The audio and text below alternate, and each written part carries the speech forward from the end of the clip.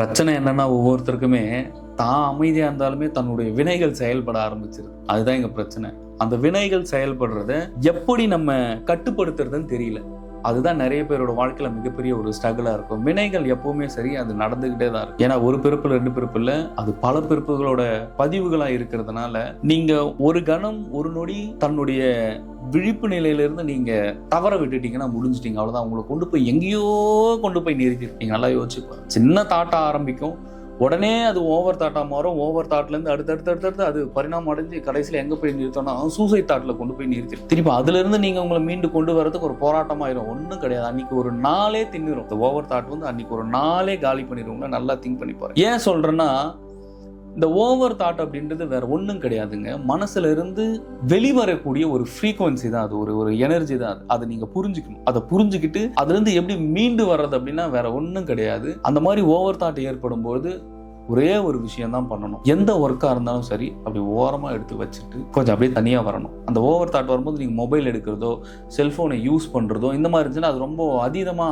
ஆக ஆரம்பிச்சிடும். அந்த ஒரு நிமிஷம் இல்ல ஒரு 5 நிமிஷம் உங்களோட மைண்டை நீங்க டைவர்ட் பண்ண முடியும். நீங்க டைவர்ட் பண்ணக்கூடாது. நீங்க டைவர்ட் பண்ணீங்கன்னா அது தற்காலிகமா தான் அப்படி நகர்ந்து இருக்குமே தவிர மறுபடியும் மொபைல் எடுத்து வச்சுட்டு அதே ஒர்க்கை பண்ணும்போது மறுபடியும் அந்த ஓவர் தாட் வந்து வர ஆரம்பிச்சிடும். அப்போ இந்த மனதிற்கும் பிரபஞ்சத்திற்கும் இருக்கிற ஃப்ரீக்குவன்சி அப்படின்றது இந்த ஓவர் தாட்டு, இந்த தேவையில்லாத எண்ண அலைகள் இப்படின்னு சொல்லப்படுறது. ஆனா ஒரு மனசுக்கும் இன்னொரு மனிதனுடைய மனசுக்கும் ஒரு ஃப்ரீக்வன்சி ஏற்பட்டுச்சுன்னா அது கர்மா தான். அது வேற வழியே கிடையாது. ஆனா உங்களுடைய ஆன்மாவிற்கும் பிரபஞ்சத்திற்கும் ஒரு தொடர்பியல் ஏற்படணும்.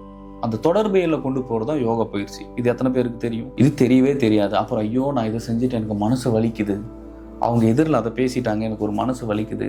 எனக்கு எப்பயுமே ஒரு செயல்கள் நான் செய்யும்போது, ஒரு வேலையை நான் செய்ய போறேன்னா எனக்கு அப்படியே பதட்டம் ஏற்படுது, எனக்கு அதுல வந்து ஒரு பயமாவே இருக்கு அப்படின்ட்டு உங்களை நீங்க இந்த மாதிரி டவுன் பண்ணும்போது இந்த மனசு இந்த மாதிரியெல்லாம் செயல்பட ஆரம்பிச்சிடும். எப்படின்னா முழுக்க உங்களுடைய ஆப்போசிட்டா வேலை செய்ய ஆரம்பிச்சிடும். அப்போ இந்த தாட்டை உங்களுக்கு குறைக்கணும்னு இருக்கு, நீங்க ஓவர் தாட்ல சிக்கிருக்கிறீங்கன்னு தெரியுது, அப்போ பிரச்சனைகள் மேல பிரச்சனைகள் உற்பத்தி ஆகுதுன்னு தெரியுது. ஆனா அந்த இடத்துல நீங்க முழுமையான ஒரு விஷயத்தை எல்லாருமே விட்டுடுறீங்க. ஏன்னா அந்த முழுமையான விஷயத்துக்கு உங்களுக்கு போக தெரியல. அந்த எண்ணங்கள் ஒரு மேல்நிலைக்கு போக ஒவ்வொருவருக்கும் இங்க தெரியாம இருக்கிறது தான் இங்க மிகப்பெரிய பிரச்சனைகள்.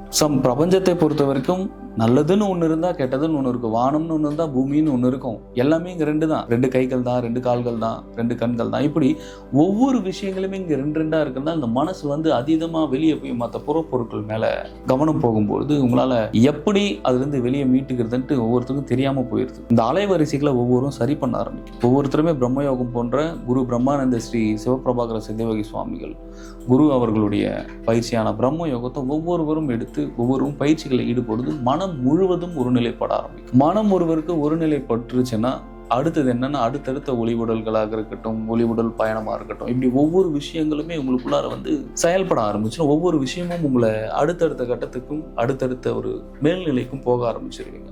பட் இந்த ஒரு விஷயம் உங்களுக்கு நிறைய பேருக்கு தெரியாதனால திரும்ப திரும்ப திரும்ப ஒரு லோயர் ஃப்ரீக்வன்சிக்கும் ஒரு லோ எனர்ஜிக்கு நீங்க ஒவ்வொருத்தரும் போயிடுறீங்க. இதுதான் உங்க பிரச்சனை. அப்ப என்ன பண்ணணும்னா, அப்ப சரியான அலைவரிசைகள் என்ன அப்படின்றத ஒவ்வொருவரும் புரிஞ்சுக்கணும். அப்ப சரியான அலைவரிசைகள்னா என்ன அப்படின்னா, உங்களுடைய ஃப்ரீக்வன்சிக்கு ஏற்ற மாதிரி ஆப்போசிட்ல ஒரு ஆள் இருக்கும். அப்படி ஆட்கள் இல்லைன்னா நீங்க தவறான ஒரு இடத்துல போய் கனெக்ட் ஆகிருந்தீங்கன்னா அந்த இடத்துல என்ன ஆகும்னா ஒருத்தருக்கு ஒருத்தருக்கு ஆகவே ஆகாது.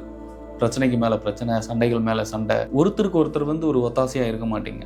நீங்க பேசினா அவங்க அக்செப்ட் பண்ண மாட்டாங்க, அவங்க சொல்றது நீங்க அக்செப்ட் பண்ணிக்க மாட்டீங்க. இதுதான் வந்து அந்த பொருத்தம் இல்லாத ஃப்ரீக்வன்சி அப்படிங்கிறது. ஆனா பொருத்தமான ஃப்ரீக்வன்சி எது அப்படின்னா, எது பேசினாலுமே அதை அக்செப்ட் பண்ணிக்கும் ஆப்போசிட்ல. அப்ப எது பேசினாலுமே அக்செப்ட் பண்ணிக்குதுன்னா அப்போ அந்த எதிரில் இருக்கக்கூடிய ஃப்ரீக்வன்சிக்கும் உங்க ஃப்ரீக்வன்சிக்கு என்ன ஆறா இருக்குன்றது நீங்க முதல்ல ஃபைன் பண்ணணும். இதெல்லாம் புரியாம இருக்கிறதுனால தான் இவ்வளவு பிரச்சனைகள். அப்ப அந்த ஃப்ரீக்வன்சி கூட கனெக்ட் ஆகுறது எப்படி? அப்ப மனிதர்கள் கூட எங்க நம்ம கனெக்ட் ஆகினாலுமே அது எதிர்மறையான எண்ணங்களாக உருவெடுத்துருது.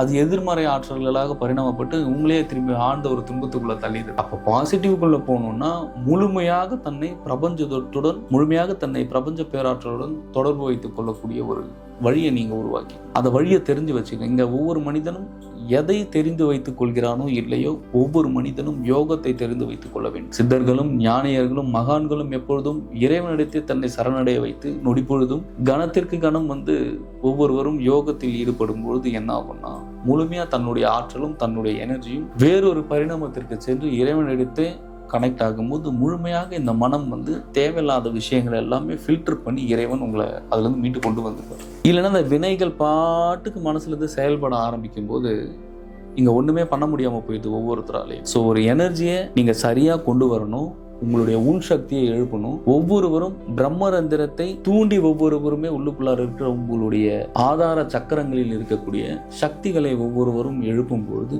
எளிமையாக உங்களுடைய வாழ்க்கையை அடுத்தடுத்து இலக்குகளை நோக்கி நகர ஆரம்பிக்கும்.